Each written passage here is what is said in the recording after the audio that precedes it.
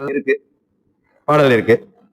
இதுக்கு முன்னாடி தொடக்கத்துல வராகி, பைரவி, இல்லைங்களா, இப்படி எல்லாம் பல பெயர்ல அம்பாளை பத்தி சொல்லிட்டே வந்தார். சரஸ்வதி, ராஜராஜேஸ்வரி, இவ்வளவு திருமணத்துல ஏற்கனவே படிச்சோம். எல்லாம் ஞாபகம் இருக்கா என்ன தெரியல, பாத்துங்க.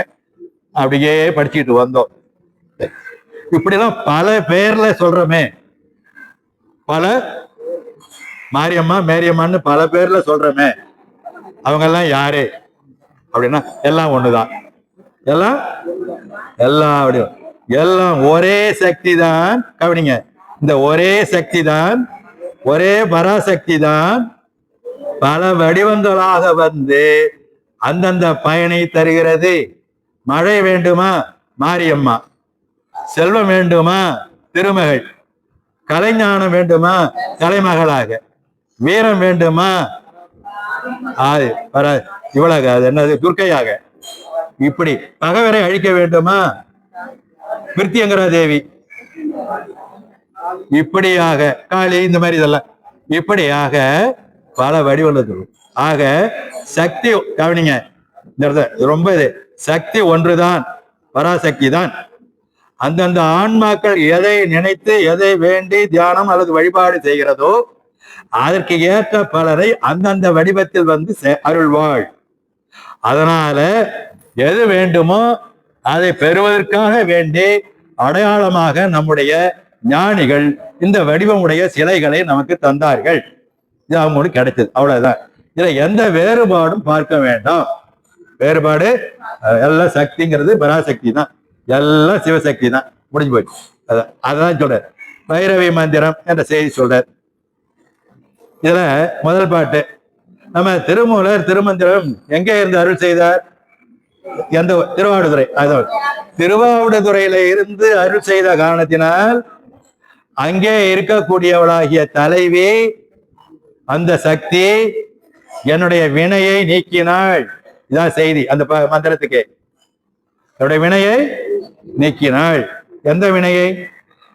நல்வினை தீவினை இரண்டையும் நீக்கி அருள் செய்தாள். அவ யாரு? திருவாவடுதுறையில் இருக்கிறாள். அவளுக்கு பேர் என்ன? கிழத்தி. கிழத்தி என்றால் திருவாவடுதுறையை இடமாக கொண்ட உரிமை உடையவள்.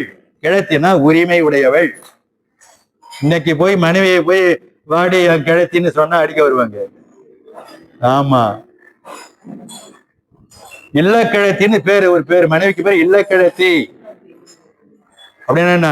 இல்லறத்தை நடத்துகின்ற உரிமை உடையவள்.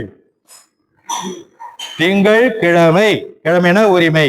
இன்னைக்கு சந்திரனுக்கு உரிமை உடைய நாள் ஞாயிற்றுக்கிழமை. இன்னைக்கு சூரியனுக்கு உரிமை உடைய வழிபாட்டு உரிமைக்குரிய ஒரு நாள். இப்படியே உரிமை என்ற பெயரில் கிழவன் கிழத்தி என்று பெயர்.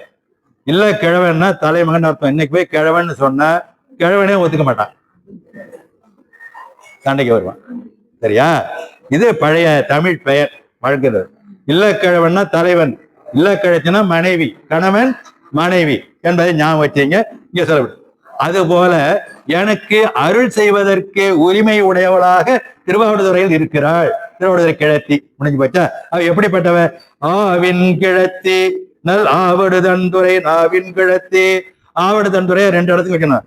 நல் ஆவடுதன்துறை ஆவின் கிழத்தி. திருவாவடுதுறையில பசு வடிவமாக இருந்து தவம் ஆன பசு வடிவமாக இருந்து இறைவனை அடைந்த உரிமையுடையவள் ஆவின்கள். அடுத்தது அவளே என் நாவிலே இருந்து இந்த திருமந்திரங்களை எல்லாம் பாடும்படியாக அருள் செய்தவள். அதாவது கலைமகளாக இருந்தது. நாவின் கிழத்தி, நாக்கு சொல்வன்மை உடையவளாக மாற்றினார். ஞான சொற்கள் வெளிப்படும்படியாக அருள் செய்தவள் உரிமையுடையவள். அப்ப அவ என்ன பேரு? ஞானாம்பிகைன்னு பேரு. அங்க ஞானாம்பியா இருந்து எனக்கு ஞானத்தை தந்தாள். பசு வடிவமாக இருந்து ஈசனை பெற்றாள். அவளே ஞான வடிவமாக இருந்து எனக்கு ஞானத்தை தந்தாள் என்ற செய்தியை யாரு? ரெண்டு பேரும் திருவள்ளுவர் தான் இல்லை, ரெண்டும் ஒண்ணுதான். ஆமா, ஆவின் கிழத்தியும் நாவின் கிழத்தி ஒரே ஆளுதான். ஆமா. அடுத்தது நலம் புகழ்ந்து ஏத்திடும் தேவின் கிழத்தி. அவள்தான் பராசக்தி.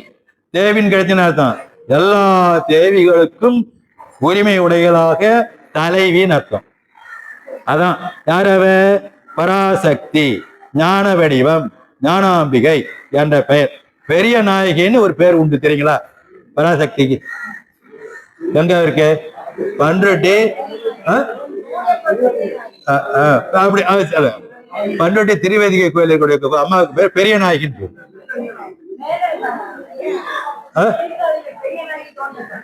பெரிய நாயகி சீர்காழியில பெரிய நாயகி தோணியப்பர் இப்படியாது. அது அப்ப பெரிய நாயகி தான் அவதான் எல்லாம் பெரியவள், எல்லாத்துக்கும் பெரிய பராசக்தி. அப்படி நினைச்சுக்கணும், அப்படி வச்சுக்கணும். பராசக்தி அதான் சொல்றாரு, தேவின் கிழத்தி. எல்லா தேவிகளுக்கும் யாரு? எல்லா தேவி, இந்த மாரியம்மா, மேரியம்மா, கன்னியம்மா, எல்லாத்துக்கும் அவதான் தலைவி, அவதான் கிழத்தி. அடுத்தது அவதான் திருவா, அவள்தான் ஞான வடிவமாக இருப்பவள். அவள்தான் எல்லா வடிவங்களும் அவளே, அவளே ஞான வடிவமாகவும் இருக்கிறாள். அதான் திருவாம் சிவமங்கை. அவளுக்கு என்ன பேரு? சிவமங்கை. சிவமங்கைன்னு அர்த்தம் சிவனை பற்றி பிரியாது இருக்கிற மங்கை. அவதான் பராசக்தி. முடிஞ்சு போச்சு. புரிஞ்சு போச்சா? எவ்வளவு அழகா சொல்ல. மேவும் கிழத்தி அவள் என் வாழ்விலே பொருந்தி என்ன பண்ண? வினை கடிந்தாலே. இந்த பாட்டுல ஒரே செய்தி, என் வினையை நீக்கினாள். அவ்வளவுதான். யாரு? திருவண்ணாமலை இருக்கிற அம்பாள்.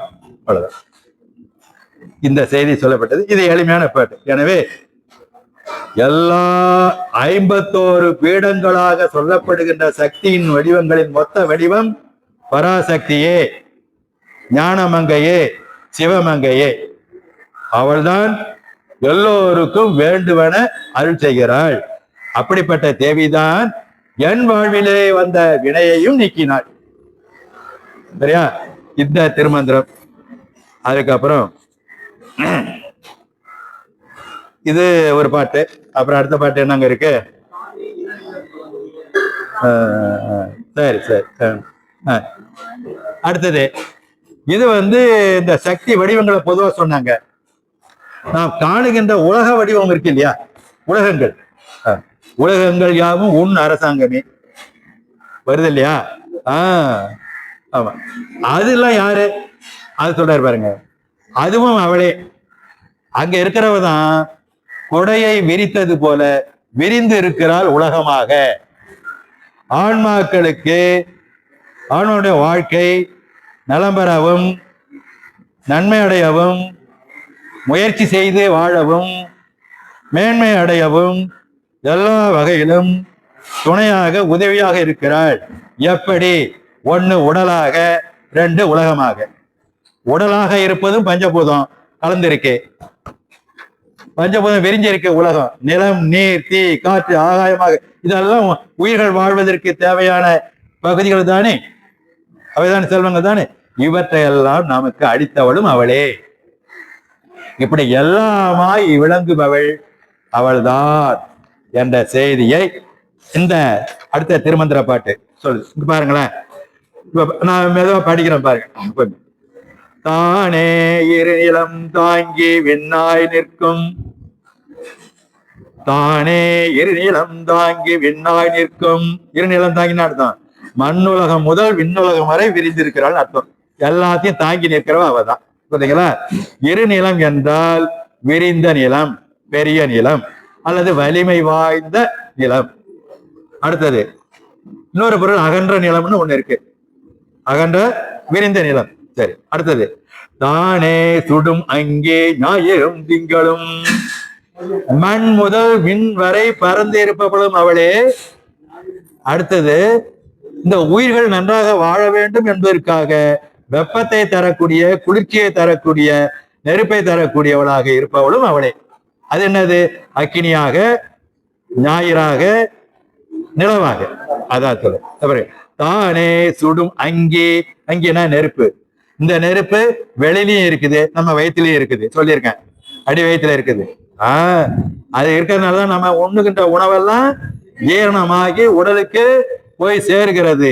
அது போல உலகத்திலேயே நெருப்பு இருப்பதனால்தான் வேகிறது, அழிகிறது, போகிறது, சமைக்கிறது. இதெல்லாம் ஒரு செய்தி. அடுத்தது ஞாயிறு. ஞாயிறு எழுவதால் தான் உலகம் விழித்துக் கொள்கிறது, வெளிச்சம் கிடைக்கிறது. அது தன்னுடைய கடமைகளை வேலைகளை செய்வதற்கு உந்துதலாக தூண்டுதலாக இருக்கிறது. அதற்கு வெப்பம் தேவை, தூண்டுதல் தேவை. அதுக்குதான் திருப்பள்ளி எழுச்சி பாடுறது, ஏய் சூரியனே வந்துட்ட ஏஞ்சிட்டா நீ ஏந்துறான்னு சொல்றது. இருந்தாலும் நான் இழுத்து போட்டுட்டு 8 மணி வரைக்கும் தூங்கினா நம்ம ஒண்ணும் பண்ண முடியாது. நீ தூங்கினா தூங்கிட்டு போ. ஆச்சுங்களா? ஆமா, ஆமா. இந்த இடத்துல 2 செய்தி சொல்லிடுறேன். ஒண்ணு, வைகறை துயில் எழுதல். ஏன் துயில் எழுதுனா, அந்த வைகறை நேரம் 4ல இருந்து 5:30 6 அல்லது 4:30ல இருந்து 6 வச்சுங்களேன். அந்த ஒரு 2 மணி நேரம் வச்சுங்களேன். அந்த முகூர்த்த நேரம், பிரம்ம முகூர்த்த நேரம் பாங்க. ஒண்ணு, அந்த நேரத்தில் இந்த முனிவர்கள் தேவர்கள் போன்றவர்கள் எல்லாம் இங்க கீழே மண்ணுலகம் வந்து வழிபாடு செய்கிறார்களாம், பூமியை வலம் வந்து. அதனால அவர்களிடமிருந்து வரக்கூடிய ஆற்றல் நமக்கு கிடைக்கும். ஒண்ணு. ரெண்டாவது, சுத்தமான காற்று பரவும். அதாவது பிராணவாயு காற்று அதிகமாக நிலவும் நேரம், உலவும் நேரம். பிராணவாயு காற்று அதிகமாக உலவும் நேரம். அந்த நேரம் உலகம் எப்படி இருக்கும்? கொஞ்சம் அமைதியாக இருக்கும். அப்ப நமக்கும் அமைதியான மனநிலை கிடைக்கும். அப்ப நல்ல காற்று கிடைக்குது, நல்ல உணர்வு கிடைக்குது. அந்த நேரத்தில் எழுந்து மந்திரங்கள் சொல்லி வழிபாடு செய்து சிந்தித்தோம்னா நமக்கு நல்ல நினைவாற்றல் வளரும். அருமை, நல்ல நினைவாற்றல் வளரும். அடுத்தது, நாம் நினைத்த காரியங்கள் எல்லாம் நல்ல முறையில் செயல்பாட்டுக்கு வரும். அதை செய்யறதுக்கு நேரம் கிடைக்கும். 10 மணிக்கு ஏஞ்சி போய் எந்த வேலையை செய்யறதுங்க? சாதாரணமா வச்சீங்க 10 மணிக்கு ஏஞ்சி போய் என்ன வேலை செய்யறது? பாதி நேரம் ஓடி போயிட்டு. அப்ப காலையில ஏஞ்சிங்கன்னா நமக்கு நேரம் கிடைக்குது, காலம், ஒரு டைம் கிடைக்குது, பொழுது. இந்த அப்ப விடையாளமே திட்டம் போடுறீங்க, இன்னைக்கு என்னென்ன வேலை செய்யணும், இதை செய்யணும், அதை செய்யணும், இதற்கு ஒரு திட்டம் போடுறீங்க. அந்த திட்டப்படி அன்றைய வாழ்நாள் சிறப்பாக நடைபெறும். எனவேதான் வைகறை துயில் எழ வேண்டும். முக்கியமா இறைவனின் அருளாற்றலை பெறவும் நினைவாற்றலை பெறவும். நல்ல நினைவாற்றல் கிடைக்கும். புத்தி நல்ல முறையில வேலை செய்யும். 7 மணிக்கு 8 மணிக்கு ஏஞ்சி போய் 7 மணிக்கு என்னம்மா என்ன எழுப்பிட்டே இருக்கிறது, இரு சிடிசி மூஞ்சியோட தான் எந்திரிக்கும். படார்னு அடிச்சபடிதான் எந்திரிக்கும், உதைச்சபடிதான் எந்திரிக்கும். அது அன்னைக்கு பூரா அப்படிதான் இருக்கும். ஒழுங்கா பல் விளக்காது, ஒழுங்கா குளிக்காது, ஒழுங்கா சாப்பிடாது, சாப்பிட்டது வச்சது அங்கங்க கிடக்கும், போட்டது போட்டபடி கிடக்கும், படுத்த படுக்க மெத்தது எல்லாம் கூட சுருட்டாது. இத்தனையும் அலங்கோலத்தையும் நீங்க பார்க்கலாம். ஆனா வைகரையில் எழுந்தவர்கள் என்ன செய்யணும்? விறுவிறு சுறுசுறுப்பாது. எனவே இறைவனுடைய அருளை பெறவும் நினைவாற்றல் பெறவும் வைகறை துயில் எழுவது நன்று என்று சொல்லி இங்க இடத்துக்கு வருவான். எதுக்காக சொல்ல வந்த? ஞாயிறு சூரியனாக இருக்கிறார். அடுத்தது திங்கள். ஒரே வெப்பமா இருந்தா போதுமா? அந்த உயிர்களுக்கு கொஞ்சம் பிடிச்சு படுத்தணும்ல, ஏசி வேணும்ல. இது இயற்கை தந்த ஏசி, இயற்கை தந்த ஏசி. நிழல் என்ன பண்ணுது? அந்த வெப்பத்தெல்லாம் அப்படியே கொஞ்சம் தனிச்சு உலாவுங்கப்பா, கொஞ்ச நேரம் அப்படியே உலாவுங்க, நடங்க, பாருங்க, மகிழ்ச்சியா இருங்க, சாப்பிடுங்க, நல்லாச்சோறு உண்ணுங்க என்று ஓரளவு இன்பத்தை தருவது. அது உடலுக்கும் பூமிக்கும் குளிர்ச்சியை தருவது. அது ஒரு வகையான கருணை. எல்லாமே அக்கினியை தந்தாலும் கருணை தான், ஞாயிறு தந்தாலும் கருணை தான், திங்கள் வந்தாலும் கருணை தான். நல்லா நினைச்சு, எல்லாமே கருணை தான். வெயில் சூட்டுல எவ்வளவு நாள் நடப்போம், போவோம், வருவோம். மழை பெஞ்சினா ஐயோ மழை வந்துச்சு கைய கால உதறுவோம். இப்ப போயா இந்த மழை வரணும்? எப்படி? நான் ஊருக்கு கிளம்புறேன், நான் கிளம்புற நேரத்துக்காக இந்த மழை வரணும் அப்படின்னு அது திட்டுறது வேற. புரியுதுங்களா? அது வேண்டிய அது வர வேண்டியது. நாம என்ன பண்ண, கொடையை வச்சுக்கணும். கொடையை கையில வச்சுன்னா 2 இதுக்கு நல்லது, வெயிலுக்கு நல்லது, மழைக்கு நல்லது. இதெல்லாம் அந்த காலத்து பெரியவா எல்லாம் நடந்துப்பாங்க. இந்த பெரம்பு கொடி இருக்கும், பெரம்பு பிடி, பெரம்புல போட்ட கைப்பிடி. ஆமா, அந்த கொடையை கையில போட்டு இதுல தொங்க விடுவாங்க. இன்னொன்னு எங்க மாட்டுவாங்க தெரியுமா? அப்ப பரவாயில்ல, இந்த தோல் இருக்கு பாத்தீங்களா, இந்த குழி இருக்குல்ல, இதுல பதிப்படியா மாட்டுவாங்க. அது பாட்டும் போவாங்க, இவர் பாட்டு நடப்பாரு, போவாரு, இது பாட்டு தொங்குங்க. என்ன நம்ம அது போஸ்ட், ஆமா அது அடையாளம் போஸ்ட் மாஸ்டர் கட்டாயம் வச்சிருப்பாங்க. அது கையிலே வச்சிருப்பாங்க. சில பேர் விரிச்சுக்கிட்டே சைக்கிள்ல போவாங்க. இப்படி எல்லாம் சக்தியானவள் 3 நெருப்பாக இருக்கிறாள் என்ற செய்தி. அடுத்தது, இவள்தான் மழையும் பொழிகிறாள், மழையாகவும் வருகிறாள். அங்க பாருங்க, தானே மழை பொழி தையலுமாய் நிற்கும் பெருங்கருணையை வழங்குகின்ற வான் சிறப்பாக விளங்குகின்ற. தொடர்ந்து புரியுதுங்களா? மழை நீராக இந்த பெண் தான் நிற்பாள். இவதான் எல்லாம். இந்த நேரத்துலதான் அந்த அம்மாவுக்கு பேர் என்னன்னு பேரு? மாரியம்மான்னு பேரு. மாரியம்மன் வழிபாடு மழைக்காக தாங்க. மழை வேண்டுவது, மழை வேண்டி அறுவடை முடிஞ்ச பிறகு அது நன்றி கோரி மாறி பொங்கல் வைப்பது. ஆடையில வேண்டுவது, தையில பொங்குவது, மறுபடியும் ஒரு பொங்கல் இங்க. ஆமா, அப்படி மழை வந்துருது. எல்லாம் நாங்க கேட்டபடி மழையெல்லாம் கொடுத்தோமா, நல்லா கும்மி வளைஞ்சு குடிச்சா இருந்து நல்லா செஞ்சோம், உழைச்சோம், போனோம், வந்தோம், இந்த உனக்கம் இருப்பாங்க அன்று நினைத்து நன்றி செய்து அந்த கூழ் ஊத்துறது, பொங்கல் போடுறது, என்னென்னமோ செய்வோம். அதெல்லாம் அப்படிலாம் வழிபாடு. நான் ஒண்ணு சொல்றேங்களுங்களேன், இந்த வழிபாடெல்லாம் எதுக்குன்னு சொல்லி சில பேர் கேட்கறாங்க. நானும் அப்படிதான் கொஞ்ச காலம் கேட்டேன். என்னத்துக்கு தேவையில்லாம போயிட்டு இங்கே வண்டி கட்டிட்டு அதை போயிட்டு இது போயிட்டு தேவை, வீட்டுல சும்மா கிடந்தானே அப்படின்னு. இது இல்லைன்னா உலகத்துல இருக்கிற 100 பேர்ல 90 பேர் செத்துருவான். ஆமா, வயிற்று பிடிச்சி செத்துருவாங்க, அலைவான். இதெல்லாம் இருக்கிறதுனாலதான் மனிதெல்லாம் ஓரளவு இருக்கலாம். மாதத்துக்கு ஒரு விழா, அது இல்லாம வீட்டுல காது குத்துல கல்யாணம், இது வேற வந்துருதா. அப்ப இவன் வருவாய்க்கும் செலவுக்கும் அப்படியே வரவும் செலவும் கொடுத்து என்ன செய்யுது? ஒரு வாழ்க்கையில பயணம் செய்ய வைக்கிறது. நன்மையும் தீமையும் மாறி மாறி செய்து, அதனால் சுற்றத்தார், உறவினர், ஊர் மக்கள், கடவுள், இவர்களையெல்லாம் தனக்கு உறவாக வைத்துக் கொள்ள வேண்டும் என்பதற்காக இந்த விழாக்கள். ஊரை வச்சுக்கணும், சுற்றத்தாரு, உறவு, ஊரு, அப்புறம் கோயில், சாமி. இது எதுக்கு வேணும்? கடைசியில் நல்லபடியா போய் சேர்றதுக்கு, நம்ம நல்லபடியா போய் சேர்றதுக்கு உன்னுடைய திருவள்ளுவர் வேணும்பா. இதுக்காக தாங்க சின்ன சின்ன விழாக்கள்லாம் இருக்கு. ஆனா அந்த செய்யற முறையில ஆடம்பரம் தான் கூடாது. ரொம்ப ஆடம்பரம் பண்றாங்க, அதுதான் கூடாது. நீ போறது மாரியம்மன் கோயிலுக்கு கூழ் ஊத்த, சரிங்களா? யாரும் கோச்சிக்காதீங்க. 40 பவுன் வடை செயின் எதுக்கு அங்க போட்டு போற? அதை ஒருத்தன் புடிங்கிட்டு போயிட்டான்னா புகாரு, அது இது அளவு இது பேப்பர்ல விளம்பரம் வருது. 40 வடை செயின் போட்டு வந்தாங்க. இதெல்லாம் எதுக்கு நமக்கு தேவையாது? எளிமையா போகணும், எளிமையா போகணும். யாருக்கிட்ட போனாலும் எளிமையா போகணும். ஆமா ஆமா, அவ்வளவுதான். சரி, அது போட்டுங்க. இப்ப பாட்டு போயிடும். தானே மழை பொழி தையலுமா, எனவே அவளே மழையாகவும் இருந்து உலகத்தை காக்கிறாள், மழை பொழிவாள். முடிஞ்சு போச்சா? இவள் தான் இந்த கடல் சூழ்ந்த இந்த உலகத்துல உயர்ந்த மலை என்று சொல்கிறோமே, அம்மையப்பர் தங்கியிருக்கூடிய மலை, மேருமலை, கைலாய மலை, கைலாய மலையாகவும் இருக்கிறாள். என இமவான் பெற்ற மகள் இமயமலையாகவும் இருக்கிறாள். அப்படி சொல்ற பாருங்க. தானே வடவரை, வட திசையில் உள்ள வரைனா மலை, வடமலை, வரைனா மலைமா, வடனா வடக்கு திசை, வடக்கிலே இருக்கக்கூடிய உயர்ந்த மலை, அது மேருமலைன்னு சொல்லலாம், இமயமலைன்னு சொல்லலாம். இமவான் மகள் பெற்றெடுத்தவள் அப்படின்னு வரும், அதுதான் இது.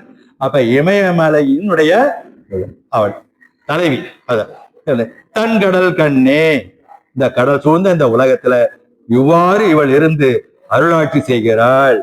கடல் சூழ்ந்த இந்த உலகத்துக்கு இப்படியெல்லாம் அருளாட்சி செய்கிறாள். பாத்தீங்களா? இதெல்லாம் ஆக எல்லாம் அம்மாவாலதான். அம்மா அம்மா அம்மா அம்மா அம்மா இல்லையா? அம்மா என்றால் அன்பு. இது ஒரு முதலமைச்சர் பாடிட்டு போனாங்க. இன்னொரு ஆளு பாடினாரு, வர சொல்லிட்டு வராமலே அந்த அம்மா என்று அழைக்காத உயிர் இல்லையே அப்படின்னு ஒரு பாட்டு ஒருத்தர் பாடிட்டு போனாரு. ஆக நான் சொன்னனா, நான் சொன்னனா?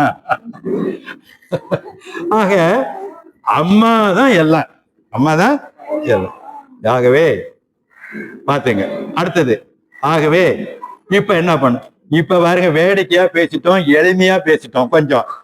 அடுத்த பாட்டு, இதெல்லாம் அடையணும்னா என்ன செய்யணும் தெரியுமா?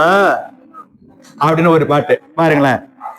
அது இது என்னும் அவாவினை நீக்கி, முதல்ல படிச்சிடறேன் விளக்கு. அது இது என்னும் அவாவினை நீக்கி துதி அது செய்து சுழி உர நோக்கில், துதி அது செய்து சுழி உர நோக்கில் விதியது தன்னையும் வென்றிடல் ஆகும். மதி மலரால் சொன்ன மண்டலம் மூன்றே, மதி மலரால் சொன்ன மண்டலம் மூன்று. என்ன செய்யணும் இப்படி அருளை பெறணும்னா, சும்மா உட்காந்துட்டு சிரிச்சுக்கிட்டு வேடிக்கை பார்த்துட்டு இப்படி போக கூடாது. நீ வந்து தியானம் பண்ணுன்னு சொல்றது இந்த பாட்டு. தியானம் பண்ணுங்கிறது எங்க இருக்கு பாருங்களேன். ஆமா, அதான் அந்த சொல்லுதான் சுழி உர நோக்கி. அப்பா கண்டுபிடிச்சிட்டாங்க. அருமை அருமை, அவ்வளவுதான். அதான் என்னாச்சுன்னா, நம்ம உடல் ஆற்றலிலே சுழந்து வரக்கூடிய அத்தனையும் நாடி நரம்பு இந்த சுழற்சிகளை நோக்கி அதை ஒன்றாக ஒரு வழியில் செலுத்தி மேல் நோக்கி உயர்த்தி தலையில் நிறுத்த வேண்டும். உடம்புல பரவலா இருக்கு, கவனிங்களா, உடம்புல பரவலா ஆற்றல் இருக்கு. இந்த ஆற்றல் எல்லாம் கீழே கொண்டு வரணும் முதல்ல அடியில. அதுக்கு என்ன, அந்த மூலாதாரம். சீக்கிரம் எனக்கு வராது அந்த இடத்துல. மூலாதாரம், அதுக்கப்புறம் சுவாதிஷ்டானம், அடுத்தது மணிப்பூரகம் நாபி, அதுக்கப்புறம் அநாதகம், அதுக்கப்புறம் கண்டம், அதுக்கப்புறம் ஆக்கினை. இங்க கொண்டு வந்து நிறுத்தணும். இப்ப உடலிலே இருக்கக்கூடிய அத்தனை ஆற்றல்களையும் ஒன்று சேர்த்து இந்த நாடி வழியாக மெல்ல மெல்ல மெல்ல, இது ஒரே நாள்ல நடக்காது, மெல்ல மெல்ல கொண்டு வந்து இங்க நிறுத்தணும். எங்க கண்டத்துல நிறுத்தணும் முதல்ல. அதுக்கு பல ஆண்டுகள் ஆகும், சீக்கிரமா நடக்காது, சரியா? இதுக்கு ஆடந்து இங்க நெத்திக்கு கொண்டாந்து நிறுத்தணும். அததான் இங்க சொல்றாங்க, இப்படியாக தியானம் செய்ய வேண்டும். புருவ மத்தியில் வைத்து தியானம் செய்க, இதுதான் கருத்து. புருவ மத்தியில் வைத்து தியானம் செய். அத பாரு எப்படி பாருங்க. அப்படி தியானம் செய்கின்ற பொழுது நீ இறைவன்கிட்ட அது வேணும் இது வேணும்னு விரும்பாத, பேராசை கொண்டு வழிபாடு செய்யாத. நல்லா கவனிங்க. சாதாரணமா ஒரு உதவி செஞ்சாலும், ஒருத்தருக்கு பேசினாலும், என்ன பண்ணினாலும் எளிமையான வாழ்க்கையிலேயே எந்த விதமான எதிர்பார்ப்பும் இல்லாமல் இருக்கணும். இருந்தா நீங்க கோடீஸ்வரர், இல்லைன்னா தெருக்கோடியில ஈஸ்வரன் தான். புரியுதா?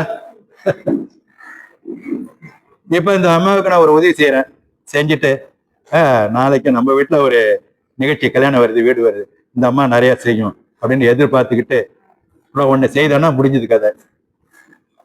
எதிர்பார்ப்பு கூட, எதிர்பார்ப்பு இல்லைன்னா கஷ்டமே இல்லைங்க, அவ்வளவுதான், கொடுங்க. எந்த எதிர்பார்ப்பும் கூடாது. ஆண்டவனிடம் கூட எதிர்பார்ப்பு கூடாது. அப்பா நான் பிறந்துட்டேன், நான் உன்னை வணங்குறேன், அவ்வளவுதான். நீ என்ன சினிமா செய்ய முடிஞ்சு போச்சு. உன்கிட்ட நான் இது வேணும் அது வேணும் கேட்கல, அதான் வேண்டத்தக்கது அறிவாய். நீ இது வேணும் அது வேணும் நான் கேட்க மாட்டேன் அப்படின்னு அர்த்தம். அப்ப ஆசை கூடாதா? ஆசை இருக்கணும், ஆசை இருக்கணும், அளவா இருக்கணும். பேராசைத்தான் கூடாது. அதான் பாருங்க, அது இது என்னும் அவாவினை, அவான பேராசை, பேராசையினை நீக்கி பேராசையை விட்டு அது வேண்டும் இது வேண்டும், இப்படி இருக்க வேண்டும், இப்படி கிடைக்க வேண்டும் என்று மிக பெரிய அளவிலே பேராசை கொண்டு விரும்புகின்ற அந்த எண்ணத்தை கைவிட்டு என்ன பண்ணும்? துதி அது செய்து, துதி இதுனா வழிபாடு, துதினா வழிபாடு செய்யறது. துதி அது செய்து சுழி உர நோக்கில், உடைய நெஞ்சு எங்க நோக்கணும்? இந்த இரண்டு கண்ணுடைய பார்வையும் மூன்றாவது கண்ணு நடுவுல போய் சேரணும். மூன்றாவது கண்ணு எங்க இருக்கு உங்களுக்கு? புருவமத்தி. அவ்வளவுதான். அதுக்குதான் அடையாளமா பொட்டு வைக்கிறது. பெண்கள் குங்கும பொட்டு வைப்பதும், ஆண்கள் சந்தன பொட்டோ அல்லது விபூதியை குறைச்சி அந்த இடத்துல பொட்டு வைப்பது காரணம் இந்த மூன்றாவது கண்ணு தான். ஏன் அந்த பொட்டு வைக்கணும் சொல்லுங்க? பொட்டு வைக்காட்டி என்ன? இந்த காலத்து பிள்ளைங்க கண்ணுக்கே தெரியாம ஒரு பொட்டு வைக்குது. அது பொட்டு வைக்காமலே இருக்கலாம். கேட்டேன், அது அந்த நல்லா பாருங்க, நல்லா அழகா நல்லா சிவப்பா இருந்துச்சு. என்னடா இப்படி சொல்றேன் எனக்கு? ஆமா, பொட்டு வச்சுட்டு வந்தானே. வச்சிருக்கேன் மாமா.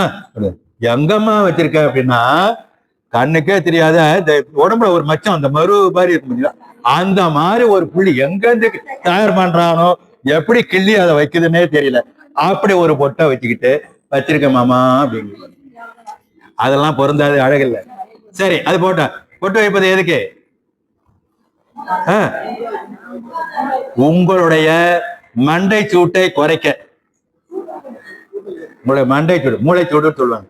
நீங்க சிந்திக்க சிந்திக்க, உழைக்க உழைக்க உடலிலே ஏற்படுகின்ற வெப்பத்தை சமப்படுத்த. முதல்ல என்ன சொன்னோம்? இது என்னது? சூரியன். இது சந்திரன். நடுவில் இருப்பது அக்னி. அந்த அக்னி நெருப்பு நம்ம உடல் சூடு பூரா அங்கிருந்து போகுது, அங்கிருந்து இயங்குது. அதனை மிதப்படுத்த நாம் பொட்டு வைத்துக் கொள்ள வேண்டும். அப்படி வைத்துக் கொண்டால் கண்ணெரிச்சல், தலை சுத்தல் இதெல்லாம் வராது. இதெல்லாம் ஒரு மருத்துவ குணம். அது ஒரு பக்கம் இருக்கட்டும், விடுங்க. ஆக சுழி உர நோக்கில் புருவ மத்தியிலே உடைய பார்வையை சிந்தித்து நோக்கினால், பார்த்தால், உயர்த்தி செய்தால், அதாவது தியானம் செய்தால் விதி எது தன்னையும் வென்றிடலாகும். என்ன பொருள் புரியுதுங்களா? உன் வாழ்க்கையில விதின்னு ஒண்ணு இருந்தா அதையும் ஜெயிக்கலாங்கிற, அவ்வளவுதான். விதியையும் வெல்ல முடியும் நீ முறையாக தியானம் செய்தால், அதுவும் புருவ மத்தியில் வைத்து தியானம் செய்தால். அப்பா, இவ்வளவுதான் அந்த பாட்டு. புரிஞ்சுங்களா? இது செய்யணும். சரி, இது முடியல, என்னையா செய்யறது அப்படின்னா, எளிமையான வழி. எதுவுமே நீங்க செய்ய வேண்டாம்.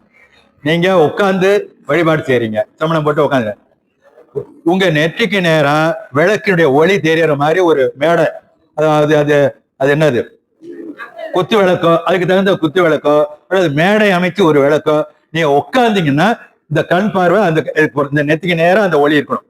விளக்குடைய சுடர் இருக்கு இல்லையா, அப்படி அது பார்க்கணும், அவ்வளவுதான். அத போல நேரா உட்காந்து ஒரு 5-7 நிமிஷம் உட்காந்தாலே போதும். போதும். வெளிச்சம், எந்த சிந்தனையும் இல்லாம, அதான் அவாவினை நீக்கி எந்த விருப்பு வெறுப்பு பேராசை எந்த எண்ணங்களும் இருக்கக்கூடாது. எல்லாம் விட்டுட்டு ஒளியின் வடிவிலே இறைவா அருள் புரிக, முடிஞ்சு போச்சு. அப்படியே வேணா முதல்ல அந்த விளக்கு உட்காரதுக்கு முன்னாடி சொல்லிக்கலாம். ஜோதியே தொடரே ஜோடி விளக்கே மலை மலை மந்தை பாதியே பரணை வாழ்வள் வெண்ணெய்த்தாய் பங்கையனும் மாலரியா நீதியே செல்வ திருப்பரந்துரையில் நிறை மலர் குருந்தம் மேவியேசி ஆதியே அடியேன் அழைத்தால் அதந்திவே என்று அருளாயே அப்படின்னு வேண்டிக்கிட்டு அமைதியா அது கண்ணை மூடிக்கிறது இல்ல, ரெண்டுடைய கண் பார்வையும் அப்படி போய் சேரணும். இது நெத்திக்கு நேரம். இப்படியாக பயிற்சி செய்தீங்கன்னா உடலிலே இருக்கக்கூடிய நோய் முதலில் நீங்கும். இது சத்திய வாக்கு. இன்னைக்கு மக நட்சத்திரம், இன்னும் முடியல, சத்திய வாக்கு. அடுத்தது உங்க மனசுல இருக்கக்கூடிய கிளேசம், இதோட மன நோய்கள், வருத்தங்கள், மன அழுத்தங்கள், இதெல்லாம் படிப்படியா எங்க உங்களுக்கு தெரியாமலே போய் அப்பா ஏதோ ஏஞ்சி நீங்க பண்ண கவலை இல்லாத மனிதனா இருக்கீங்க. கவலை இல்லாத இந்த நிலையை நமக்கு தரும். இது ஒரு ஒளி வழிபாடு. இதுக்கு பேரு ஒளி தியான வழிபாடு. தியான வழிபாட்டு இது ஒண்ணு, புரியுதுங்களா? இது உடம்பை வருத்தி செய்யறது ஒண்ணு, உடம்பை பயன்படுத்தி செய்யறது ஒண்ணு. இது கண் பார்வையை மட்டும் செலுத்தி போயிருது. ஆனா 2 செய்தி.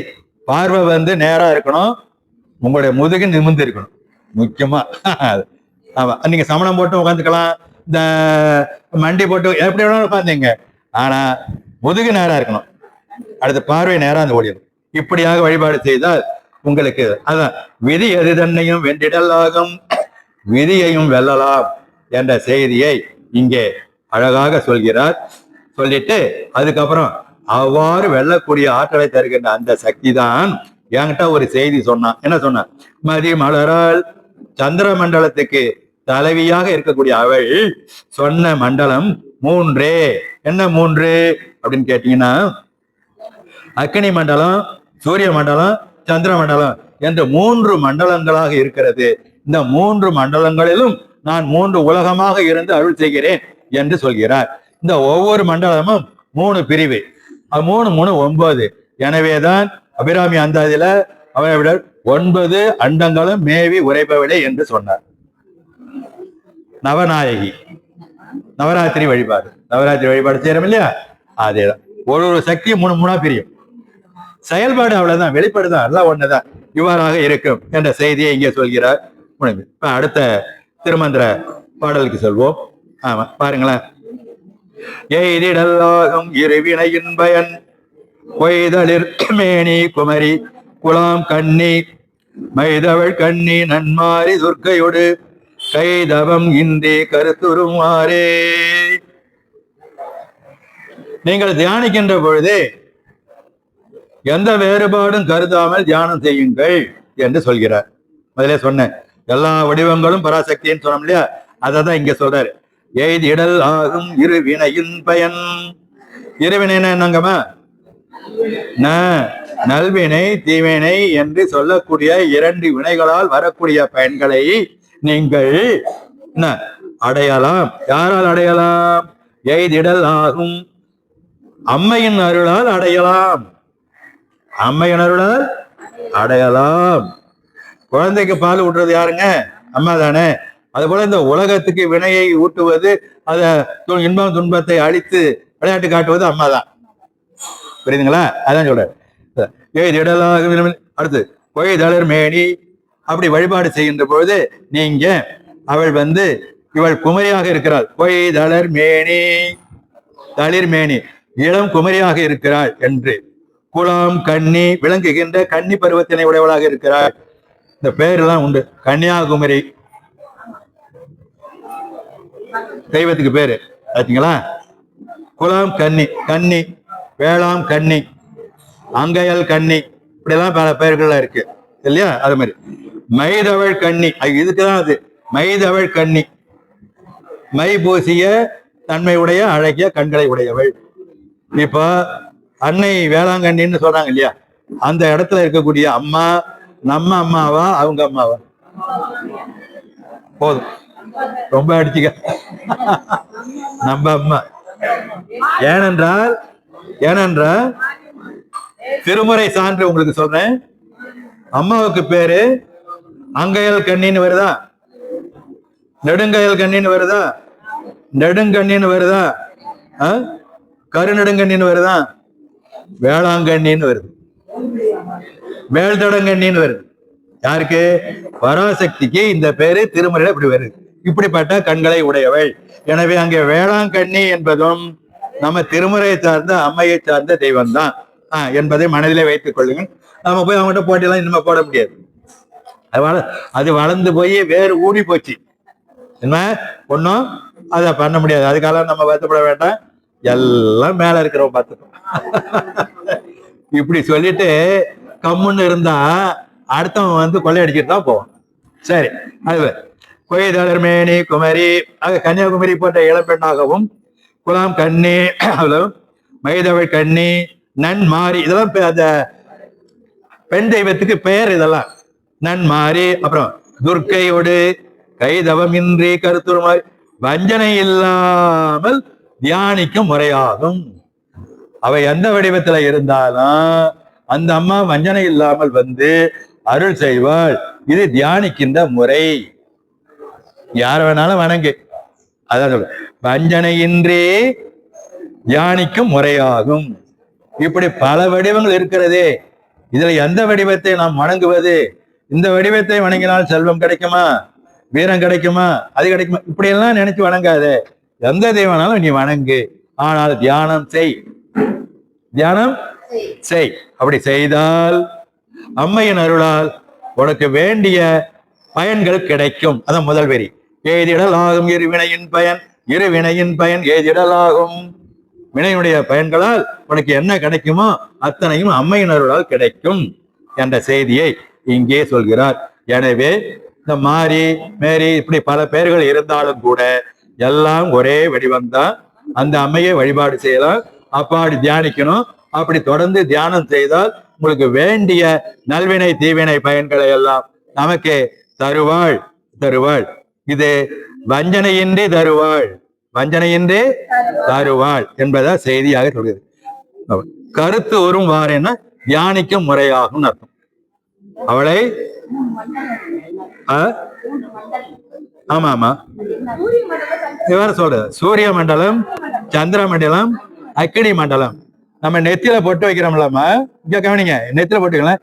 இது அக்கினி இருப்பதாக, மூன்றாவது கண் இருப்பதாக. இது நமக்கு வெளிப்படாது, ஆனா அங்க இருந்து செயல்படுகிறது. இங்க உடம்புல ரொம்ப ஜுரம் ஏதாவது வந்துச்சுன்னா எங்க கை வச்சு பாக்குறீங்க? நெத்தியில வெட்டி ஏன் வைக்க பாக்குறீங்க? அதான் வெளிப்படும் இடம். அந்த வெப்பம் அதிகமாக அப்புறம் உச்ச நிலை வச்சு பாத்தீங்கன்னா தெரியும். இது இந்த கோட்டுக்கும் இந்த கோட்டு இங்க வச்சு பாத்தீங்கன்னா அங்க வச்சு பார்த்தா தெரியும். சரி, இவ்வாறாக சொல்லப்படுகிறது.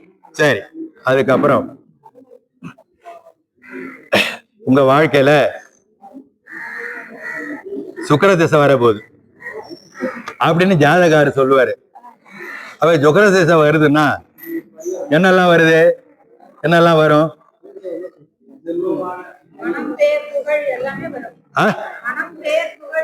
பணம், பேரு, புகழ் எல்லாம் வரும். அதுதான் இந்த அடுத்த திருமந்திரம் சொல்லுது.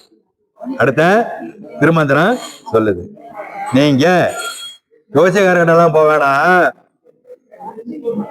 அம்மையின் அருளால் இங்க சொன்னா இல்லையா, எய்திடல் ஆகும்னு சொன்னாரு, கிடைக்கும்னு சொன்னாரு இல்லையா, எய்திடல் ஆகும் அம்மையின் அருளால் கிடைக்கும்னு சொன்னாரு இல்லையா. அது இங்க அதையே கொஞ்சம் விளக்கமா சொல்றாரு. என்ன சொல்றாருன்னா, அந்த பராசக்தியே நீ எந்த வடிவத்திலே கொண்டு அந்த வழிபட்டாலும் அந்த வடிவத்தின் மூலமாக உங்கள் வாழ்க்கைக்கு தேவையான மழையும் செல்வமும் கிடைக்கும். என்ன கிடைக்கும்? மழை வந்தா முடிஞ்சு போச்சு, செழிப்பு. நீர்வளம் வந்தா நீரின்றி அமையாது உலகு. எனவே நீர்வளம் இருந்தால் எல்லாம் பயனடைஞ்சிடும். அப்ப ஆடு மாடு வளரும், பூச்சிப்புழு வளரும், தெம்பா இருப்பான், உணவு கிடைக்கும், ஏறு ஓட்டுவான், தானியம் விதைப்பான், அறுவடை செய்வான். இப்படி உழைப்புக்கு வழிவகுப்பது தண்ணீர். உழைச்சி வரணும், அதுக்கு வழிகாட்டுது. தண்ணீர் வளர்ந்தாலும் செய்ய முடியும், வழிகாட்டுது. அதுக்கான மழையை கொடுக்கும், அதான் மழை. இதனால் நமக்கு கிடைப்பது என்ன? தானியங்கள் விளைந்தால் செல்வத்தின் அடையாளம். எனவே அதனால் செல்வங்கள் நமக்கு பெருகும்.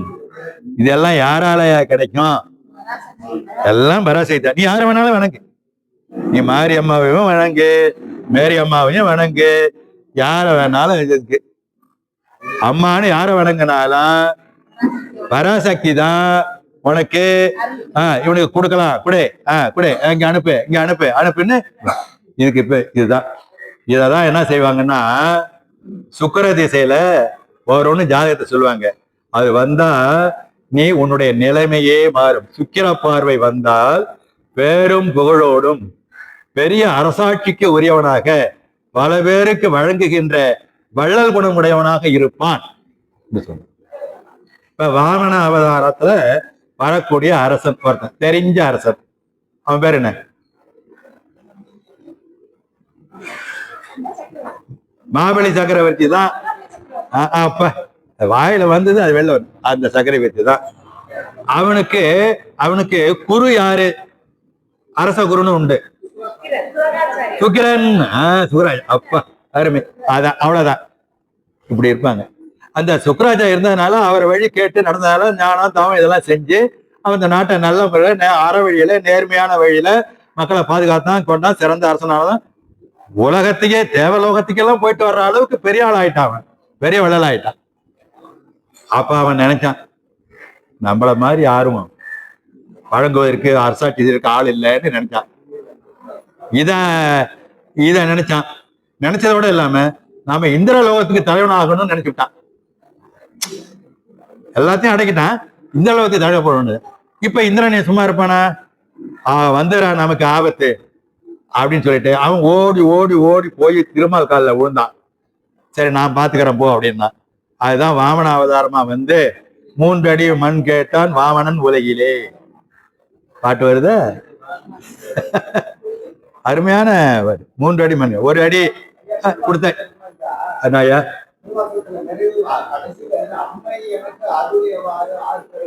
ஆமா, அதான் அதோட விரிவு தான் இதெல்லாம். திருவாசகத்துல முக்கிய அச்சோபதிகத்துல முடிவுல சொல்றீங்க, அதேதான். அம்மையின் வழியாகத்தான் எனக்கு பேரின்பம் கிடைத்ததுங்கிறது சொல்றேன். அதுதான் இதோட விடையே அதேதான். இது நம்ம விரிவா பேசுறோம். அவருக்கு கிடைச்சது அனுபவத்துல ஒரே ஒரு சுருக்கமா சொல்லிட்டாரு. அந்த பாட்டுல போய் ஒரே அம்மா கொடுத்த மாதிரி யாருப்பா கொடுப்பா அப்படி போச்சு அப்படின்ட்டு. அதுதான் சரி, அதேதான் இது விரிவா நம்ம பார்த்துட்டு இருக்கோம். இப்ப சரிங்களா? இப்ப என்ன சொன்னோம்? வாமனாவதாரம் வந்துச்சு. எதனால வந்தது? அவனுடைய சின்ன செருக்கு, அது மட்டும் கூடாது, நம்ம அது மட்டும் கூடாது. எனவே சுக்கிர பார்வை தருவதும் அந்த சுக்கிரனால் நமக்கு செல்வம் கிடைப்பதும் யாருடைய ஆணையால்? அம்மா பராசக்தியின் ஆணையால். ஆணை நமதே வேயுறு தோழி பங்கன். ஆணை நமதே. அங்க ஆணைனா என்ன? அம்மையன் அருளால். அம்மையன் அருளால் ஆணைக்கு பேரு அந்த இடத்துல அம்மையன் அருள். அததான் இந்த திருமந்திர பாட்டுல சொல்றாரு. கவனிங்களேன். ஒழிக்கும் பராசக்தி உள்ளே அமரின். இங்க தியானம் செய்யணும் சொன்னார் இல்லையா? இவ்வாறு தியானம் செய்து கொண்டு வருகின்ற காலத்தில் அந்த அம்மையாகிய சக்தியானவள் உங்கள் உள்ளத்திலே வந்து புகுந்து விட்டால், அமர்ந்து விட்டால், உங்கள் தாமரை இதய தாமரையாகிய கமலத்திலே அமர்ந்து விட்டால், அமர்ந்துருவா. அமரின் அப்படின்னு சொல்றாரு. அமர்ந்தால் பராசக்தி உள்ளே வந்து விட்டால் என்னது? ஆமா, வந்து விட்டால் என்னது அப்படின்னு. அழிக்கும் இவளை அறிந்து கொள்வார்க்கே. அந்த கடைசி வரியை முதல்ல எடுத்துக்கணும். எல்லோருக்கும் எல்லாரும் கொடுக்கக்கூடிய இவளை அறிந்து தியானம் செய்கின்ற அடியார் பெருமக்களுக்கு, இப்ப மேல வரை அடியாருக்கு, அடியாரின் உள்ளத்திலே ஒளிக்கும் ஒளி செய்கின்ற பராசக்தியானவள் உள்ளே அமரின், உள்ளே வந்து விட்டால். புரியுதுங்களா? அந்த திருமந்திர பாட்டுல கடைசி வரியும் முதல்ல எடுத்தீங்க. எந்த வரி? அழிக்கும் இவளை அறிந்து கொள்வார்க்கே. இப்படியெல்லாம் செல்வங்களை வழங்கக்கூடிய கருணை கொண்ட பராசக்தியை அறிந்து தியானம் செய்து வணங்குகின்ற அடியவர்களின் உள்ளத்திலே பராசக்தி எழுந்துவிட்டால், வந்துவிட்டால் என்னாகும்? கழிக்கும் இச்சிந்தையில் முதல்ல அறிவுல மகிழ்ச்சியை உண்டாக்கும். தெளிவான அறிவே அப்ப மகிழ்ச்சி அதை உண்டு. சிந்தையில் காரணம் காட்டி உனக்கு என்னென்ன காரணத்தினால் என்னென்ன நன்மை வரப்போகிறது என்று காரணத்தை சொல்லி, அடிப்படையை சொல்லி, அதுக்கு தகுந்தாற் போல அறிவு தெளிவை உண்டாக்கும். தெளிவு உறுத்தும். முதல்ல ஞான தெளிவை உண்டாக்கும். அறிவு தெளிவு, புத்தி தெளிவா இருக்கணும். முதல்ல தெளிவை உண்டாக்கும். தெளிவு உறுத்தும். தெளிக்கும் என்பதற்கு தெளிவு உறுத்தும். நல்ல தெளிவை உண்டாக்கும். எல்லா வகையிலையும் உடல்ல தெளிவு, மனத்துல தெளிவு, பேச்சுல தெளிவு. மனம், மொழி, மெய், இது 3. அப்புறம் சிந்தையிலையும் தெளிவு, புத்தி. அதுல தெளிவை உண்டாக்கும். அதுக்கப்புறம் அப்ப தெளிவான மனநிலை வாழ்க்கையை கொடுக்கும். 1. 2வது மழை உடன் 2. அடுத்த என்ன கிடைக்கும்? நல்ல மழை கிடைக்கும்பா. 3வது என்ன கிடைக்கும்? மழை கிடைச்ச பிறகு செல்வம் உண்டாக்கும். அவ்வளவுதான். இப்ப 3 செய்தி பலன் கிடைக்கும். நீங்க சக்தியை எந்த வடிவத்தில் வைத்து தியானம் செய்தாலும் அந்த வடிவத்தில் இருக்கக்கூடிய சக்தியானவள் பராசக்தி தான். அந்த பராசக்தி உங்கள் உள்ளத்திலே எழுந்து அருள்வாள். அவள் வந்து விட்டால் உங்களுக்கு இதெல்லாம் கிடைக்கும். என்ன கிடைக்கும்? தெளிந்த வாழ்வு அல்லது தெளிந்த ஞானம், மழை, பெரும் செல்வம், இவை அனைத்தும் கிடைக்கும். முடிஞ்சு போச்சா? எனவேதான் இந்த ஆதி சங்கராச்சாரியர் என்பவர் பலவித வழிபாடா இருந்ததை 6 வழிபாடாக்கி அதுல சக்தி வழிபாடுன்னு ஒண்ணு கொண்டு வந்தாங்க. சக்தி பீட வழிபாடு கொண்டு வந்த காரணம் இந்த அடிப்படையில் தான் என்பதை மனதே தெரிந்து. தெளிக்கும் மழையுடன் செல்வம் உண்டாக்கும். அழிக்கும் இவளை அறிந்து கொள்வார்க்கு. இவளை தெரிந்து கொண்டு தியானம் செய்கின்றவர்களுக்கு அவள் நல்ல முறையில் கருணை புரிவாள். எப்படி? ஒளி செய்கின்ற பராசக்தி உள்ளே அமர்ந்தால் உள்ளே அமர்ந்து அருள் செய்வாள் என்ற செய்தியை சொல்ல. இதுக்கு உதாரணம் என்ன? உள்ளே இருந்து அருள் செய்வாள். இதான் சுக்கிர பார்வை. சுக்கிரனுடைய அருள் இருந்தால் மழை, செல்வம் இதெல்லாம் பெருகும். நமக்கு ஆட்சி பலம் கிடைக்கும். இது பெருகும். நாம சொல்றதை 10 பேர் கேட்பான்னு வச்சுங்களேன். ஆமா, அடங்காத மனைவியும் அடங்குவாங்க, அடங்காத கணவனும் அடங்குவாங்க. இந்த பக்கம் வேற அந்த பக்கம் வேற, பாதிப்பு இருக்கு. ரெண்டும் நடக்கும். ரெண்டுமே சம நடக்கும் இல்லைங்களா? இதுக்கு உதாரணம் என்ன? ஒரு செய்தி சொல்லுங்களேன். நானே பேசிட்டு இருக்கேன், நீங்களும் கொஞ்சம் பேசுங்களேன். இந்த மாதிரி அருள் கிடைக்கும் அப்படிங்கிறதுக்கு ஒரு செய்தி.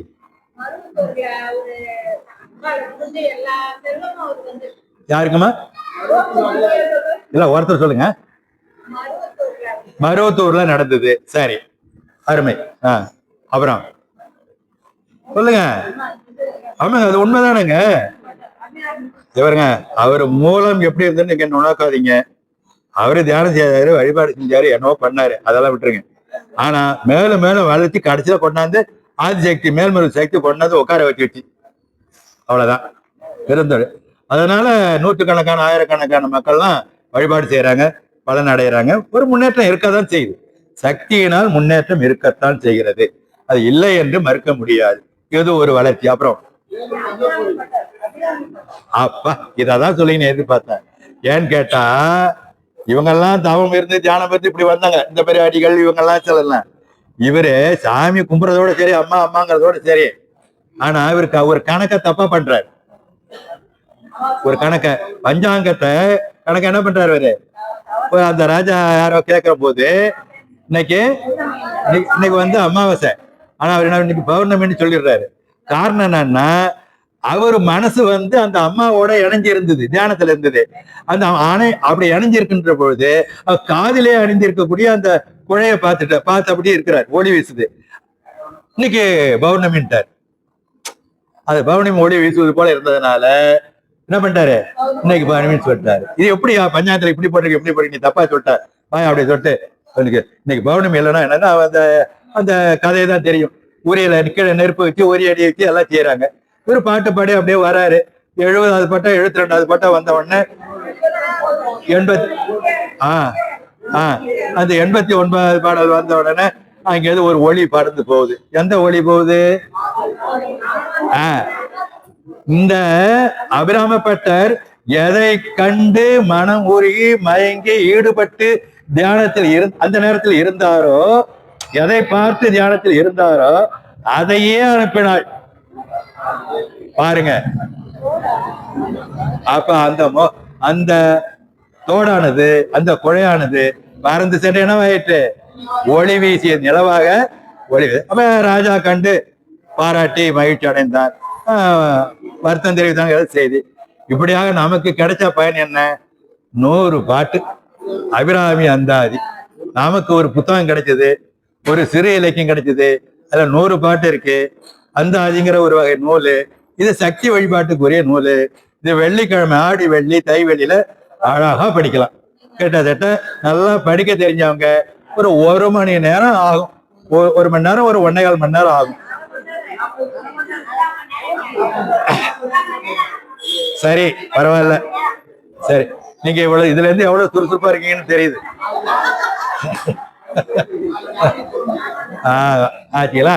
சரி, இப்படி ரைட். அடுத்து ஒழிக்கும் பராசக்தி. இவ்வாறு அம்மையின் வழிபாட்டை பல வடிவங்களாக சொல்லி வந்த திருமூலர், நான் இதுவரைக்கும் சொல்லி வந்த பீஜ மந்திரம் ஓம் ஐம் ஐம் கிரீம் இப்படி எல்லாம் சொல்றாரு. இப்படி எல்லாம் சொல்லி இருந்தாலும் கூட சக்தி வழிபாட்டை தியானத்தின் மூலம் உன் உள்ளத்திலே எழச் செய்தால் நீ யாரை எந்த சக்தியை வழிபாட்டாலும் அவள் பராசக்தியே. அது வடிவ வேறுபாடு ஏதும் கிடையாது. தியானத்தால் அவள் அருளை பெறலாம், மழையும் செல்வமும் பெறலாம் என்ற மன உறுதியை, தியானத்தின் வெளிப்பாட்டை, ஆற்றலை நமக்கு இந்த ஒரு 4 பாடல்ல சொல்லுகிறார். இப்படியாக சக்தி வழிபாடு சிறந்ததாக நமக்கு சொல்ற. எல்லா சக்தியும் பராசக்தி தான், எல்லா சக்தியும் அவ்வளவுதான். அதை எந்த வேறுபாடும் கருதாதீங்க அப்படிங்கிற செய்தியை சொல்லி, ஆகவே தெளிந்த அறிவும் வாழ்வும் மழையுடன் கூடிய சிறந்த செல்வமும் தருவதாகிய சுக்கர பார்வை போன்ற அருளானது இந்த பராசக்தியால் நமக்கு கிடைக்கும் என்ற கருத்தை இந்த திருமந்திர பாட்டிலே சொல்லி நிறைவு செய்கின்றார். அந்த அளவிலே இருக்கட்டும். அடுத்த பாருங்க. அதுக்கப்புறம் மணி நாங்க யாவது ஐயா 4. அப்ப இதுல நிறைவு செஞ்சோம். அதனால இன்றைக்கு படித்த பாடல்ல முக்கியமான செய்தி என்ன? எதை வேணாலும் கும்பிடுங்க, ஆனா தியானம் செய்யணும்னு அர்த்தம். இப்படிதானே இருக்கு எல்லாமே. அந்த பாட்டிலையும் அப்படிதான், அந்த திட்டமிட கோவை அப்படிதான், இதுலயும் அப்படிதான். தியானம் மிக முக்கியம். அப்படி இல்லை என்று சொன்னால் எந்த வழிபாடு சிறந்தது?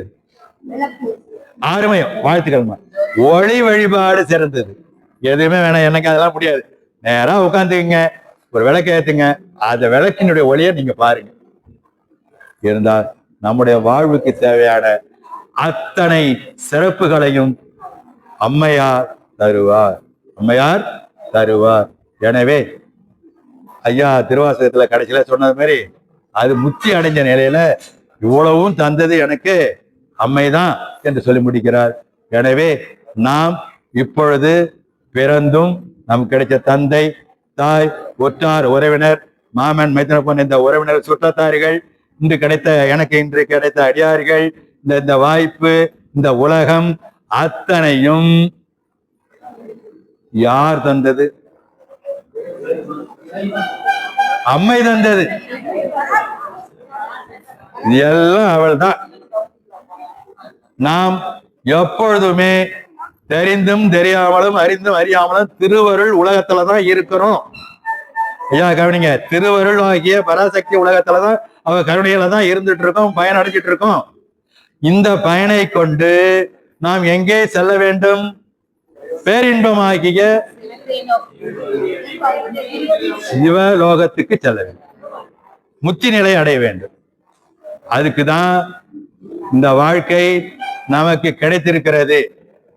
இந்த வாழ்க்கையை அதை நோக்கி நாம் செலுத்த வேண்டும் என்று சொல்லி இன்றைய வகுப்பினை இந்த அளவிலே அம்மையே அப்பா ஒப்பிலா மணியே என்று சொல்லி நிறைவு செய்கிறேன். ஆமா, சிவா திருச்சிற்றம்பலம். இல்லை ஐயா, ஆமா வாங்க.